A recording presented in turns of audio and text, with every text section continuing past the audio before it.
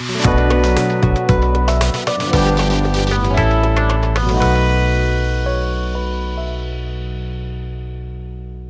जी। Mutual fund के वर्तमान और संभावित निवेशक sir, city group, American city group का एक बहुत खुश करने वाला न्यूज आ गया है। एजुकेशन पर्पज से आज जरूर देखिएगा। और स्थिर बाजार में अगर आपको हो रही है हताशा, म्यूचुअल फंड निवेशक हैं, चाहे आप स्टॉक में निवेश कर रखे हैं, आपको हताशा या निराशा हो रही है, तो आपको सांत्वना और बहुत कुछ खुश करने वाली रिपोर्ट आ गई है। बहुत सारे ब्रोकरेज फर्म के रिपोर्ट्स आते रहते हैं, आइदर नेशनल और इंटरनेशनल। इसमें सिटी ग्रुप एक ऐसा ग्रुप है जिसने कि लगातार भारत के बाजार पे भरोसा दिखाया है। क्या उन्होंने दिखाया है, क्या कुछ कहा है और जो कुछ कहा है उसके क्या है आधार, आपको बताऊंगा इस पूरी रिपोर्ट्स में। हाँ, अगर आपने अभी तक मेरे इस चैनल को सब्सक्राइब नहीं किया है, बहुत सब्सक्राइब कर लीजिए, क्योंकि क्वालिटी न्यूज़, क्वालिटी इंफॉर्मेशन आप तक ऑन टाइम पहुंचाने की गारंटी अपनी होती है। आप मेरे इस चैनल को सब्सक्राइब कर लेते हैं, थोड़ा सा वैल्यू एडिशन करते हैं तो हौसला अफजाई हो जाती है। चलिए शुरुआत करता हूँ। सिटी ग्रुप ने क्या कहा, उससे जनवरी में भी कहा था, आज भी कह रहा हूँ। क्या ये कह रहा हूँ, भारत का स्टॉक मार्केट 13% से ऊपर बढ़ेगा। 2025 के लास्ट तक निफ्टी कितना जाएगा, इस सवाल के जवाब में सिटी ग्रुप कहता है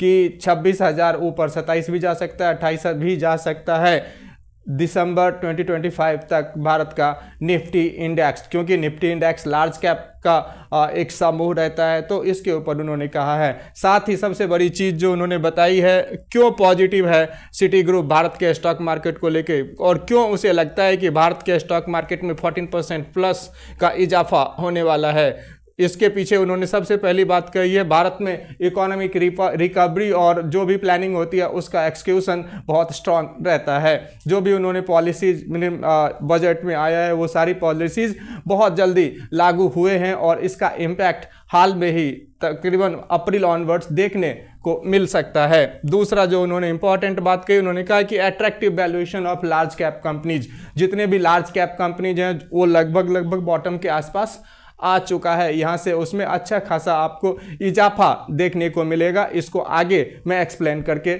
बताऊंगा। आगे सिटी ग्रुप ने क्या कहा है, ये कहा है निफ्टी 50 इंडेक्स के बारे में 26,000 प्लस रहेगा। और बाई रेटिंग उन्होंने कुछ लार्ज कैप कंपनियों को दी है। किन किन कंपनियों को बाई रेटिंग दी है उसको आप एक बार नज़र से देख लीजिए। सबसे पहला उन्होंने कहा है इंडस टावर के ऊपर। इंडस टावर बेसिकली वो कंपनी है जो जितने की मोबाइल टावर लगाती है इंडिया में, वो वाली कंपनी जो कि जियो के लिए, वी के लिए, इन लोगों के लिए टावर प्रोवाइड करती है, उनसे टेनेंसी वसूलती है, किराया वसूलती है, यूँ समझ लीजिए।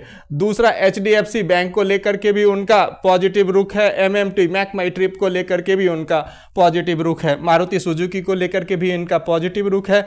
वहीं पे कोटक महिंद्रा बैंक को लेकर के भी सिटी ग्रुप काफ़ी पॉजिटिव है। और EV charging station, electric vehicle charging station को लेकर के भी सिटी ग्रुप काफ़ी पॉजिटिव है। सिटी ग्रुप ने कहा है इनके वैल्यूएशंस यानी कि PE तकरीबन बहुत नीचे है। और इन्होंने सबसे बड़ी चीज़ जो कही कि यद्यपि कि अभी बाजार गिर रहा था भारत का, मगर ये कुछ ऐसे स्टॉक्स हैं जिन्होंने अभी भी अच्छा रिटर्न बना के दिया है गिरते हुए बाजार में भी, और ड्रॉ डाउन प्रोटेक्शन भी रहा है। कैसे, इन आंकड़ों से देख लेते हैं। इंडस टावर में इन्होंने कहा 46% आगे इन्होंने ग्रोथ दिखा। HDFC बैंक जो कि पिछले अगर वीकली परफॉर्मेंस देखेंगे तो 0.78% ऊपर रहा है। मंथली अगर आप परफॉर्मेंस देखेंगे रिटर्न तो 5.03% का इसमें अपवर्ड मोमेंट देखने को मिला है, जबकि भारत के अन्य स्टॉक्स में आपको गिरावट देखने को मिली होगी। वहीं आप MMT मैक माई ट्रिप में अगर वीकली प्रदर्शन हालिया देखेंगे तो वह माइनस में 9.77% का रहा है, जबकि मंथली परफॉर्मेंस -3.01% का रहा है।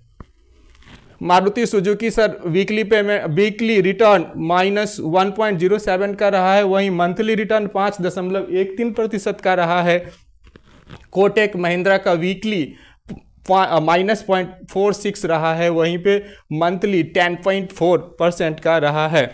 किन किन स्टॉक से सतर्क किया है वो आपके स्क्रीन पे यहाँ डाला है सर। IT और साथ करके मैन पावर, टीम लीज जैसी कंपनियों से सिटी ग्रुप ने सतर्क किया है। उसके पीछे का लॉजिक देते हैं सिटी ग्रुप ये बोल के कि आर्टिफिशियल इंटेलिजेंस जैसे टूल्स आ जाने के वजह से मैन पावर रिक्रूटमेंट में भारी गिरावट देखने को मिल सकता है। आगे जब ये जानने की कोशिश करते हैं कि क्यों पॉजिटिव है सिटी ग्रुप, उसमें सर सबसे पहला इंडस टावर के ऊपर इतना पॉजिटिव और बाई रेटिंग क्यों देता है सिटी ग्रुप? तो सिटी ग्रुप का कहना है कि आने वाले दिनों में जियो वी बहुत बड़ा नेटवर्क क्रिएट करने वाले हैं, उन्हें टावर्स की जरूरत पड़ेगी और जो भी existing 15,000 plus tower Indus tower लगाने वाली है क्रॉस इंडिया, और उनका टेनेंसी यानी कि किराए का इनकम में 15% का उछाल आने वाला है। इस वजह से कंपनी अच्छा खासा मुनाफा डिक्लेयर करेगी यानी डिविडेंड। इससे कंपनी का डिविडेंड बढ़ेगा तो मार्केट कैपिटलाइजेशन स्वतः बढ़ जाएगा।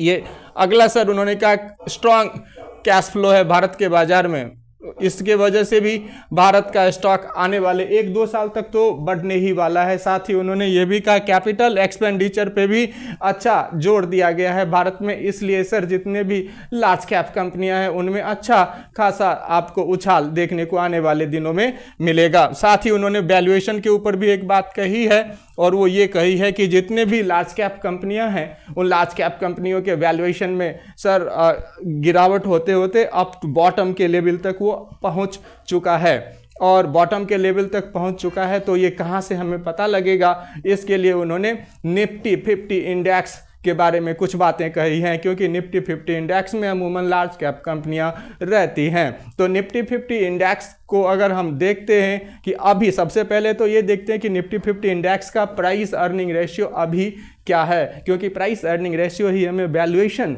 बताता है।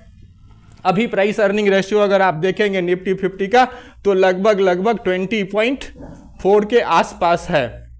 अब ये अपने आप में एक अधूरा इन्फॉर्मेशन है, क्योंकि अगर मैं खाली ये कह दूं कि वैल्यूएशन निफ्टी 50 का 20.4 है, जब तक कि इसके सापेक्ष में मैं कुछ और बातें ना बताऊं वैल्यूएशन का, तब तक ये इन्फॉर्मेशन अधूरा है। चलिए मैं इसको पूरा कर देता हूं।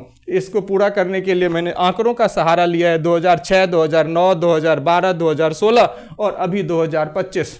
हमने ये जानने की कोशिश की कि क्या ये निफ्टी 50 इंडेक्स पीछे 2006, 2007, 2008, 2009 में कब 20 के आसपास गया है, अर्थात निफ्टी 50 का पीई प्राइस अर्निंग रेशियो कब 20 के आसपास गया है। और जब 20 के आसपास गया है उस समय सेंसेक्स में क्या कुछ हलचल रही है। और जब मैंने इन चीज़ों को जानने की कोशिश की तो ये पाया कि जब 2006, 2009, 2012 जब निफ्टी 50 इंडेक्स का पीई प्राइस अर्निंग रेशियो 20 के करीब गया है, तब सेंसेक्स में एक पॉजिटिव मोमेंटम देखने को मिला है। आइए आंकड़ों के आईने में आपको दिखा देता हूं। सबसे पहले 2006, उस समय सर जनवरी 2006 में 17 पीई था निफ्टी 50 का, और उस समय सर 2006 में सेंसेक्स 13,000 पे और 2007 में सेंसेक्स 20,000 पे,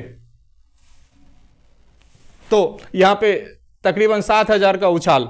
2009 में पीई रेशियो था कितना 12.73 और 2009 में सेंसेक्स था 8,000। 2008 के सब प्राइम क्राइसिस से रिकवर कर चुका था और उसके जस्ट बाद 2010 में अगर आप देखेंगे तो सीधा 21,000 का उछाल। अगला 2012 में पीई था वैल्यूएशन निफ्टी 50 का 17.13, उस समय भारत का सेंसेक्स था 19,000 पे और 2013 में सेंसेक्स बढ़ के 20,000। 2016 में निफ्टी 50 का प्राइस अर्निंग रेशियो 20.34 और उस समय भारत का सेंसेक्स 29,000 पे, और उसके बाद से लेके उसमें 2 पीरियड में उसे बांट के देखते हैं, post covid and pre covid. इन दोनों को मर्ज करने के बाद भी एक जादुई आंकड़े आते हैं सर 85,000 ऑल टाइम हाई का सेंसेक्स। उस समय भी 2016 में 20 पे पी था। तो जानकारी ये बताते हैं कि once more valuation of Nifty 50 index still on 20.34, this is the symbol that once more our Sensex will revive and it will go up to the 1 lakhs. It might go up to the 1 lakhs, and if Sensex will go up to the benchmark of 1 lakhs, obviously our Nifty will also predicted up to 27,000 28,000 till end of this calendar year। बाकी तो भविष्य के हाथ में है और इसको देख करके आपको जरूर खुश हो जाना चाहिए सिटी ग्रुप के इस रिपोर्ट्स को देख करके। बाकी आपकी क्या राय है कमेंट में जरूर लिखिएगा। धन्यवाद।